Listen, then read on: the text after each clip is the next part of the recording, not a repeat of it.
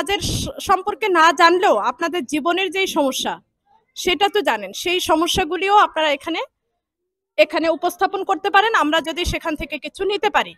আর আপনারা যারা নানা সময় নদী বৈঠকের সাথে যুক্ত ছিলেন, নদী বৈঠক করেছেন, সেইখানে আপনার অভিজ্ঞতাটা কি, মানে পূর্বে আপনার কিরকম মনে হইতো আর এখন আপনার কি মনে হয়, সেই ব্যাপারে যদি আপনারা একটু কথা বলেন ভালো হয়।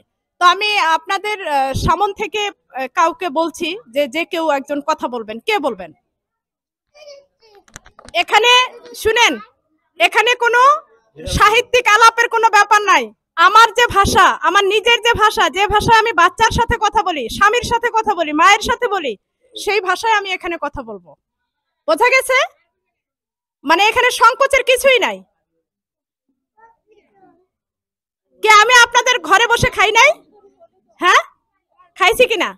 তো তাহলে এখানে হচ্ছে মানে পরিবেশটা এরকমই, আপনি এসে আপনার যেটা মনে হয়, সোজা কথা, এখানে যে খায়রুন আপা যে ট্রোসা নিয়ে আসছে, আইডিআরএস এর পক্ষ থেকে আসছে, আপনাদের সাথে আলাপ করছে, এই আলাপের পরে আপনি কেমন ছিলেন, কি ভাবতেন আপনি, আর আলাপের পরে এখন যখন প্রজেক্ট প্রায় শেষ হয়ে আসছে, এখন আপনার কি মনে হচ্ছে, কোনো পরিবর্তন হয়েছে কিনা, পরিবর্তন বা কোনো যে কোনো ধরনের, সেটা বলবেন। আসেন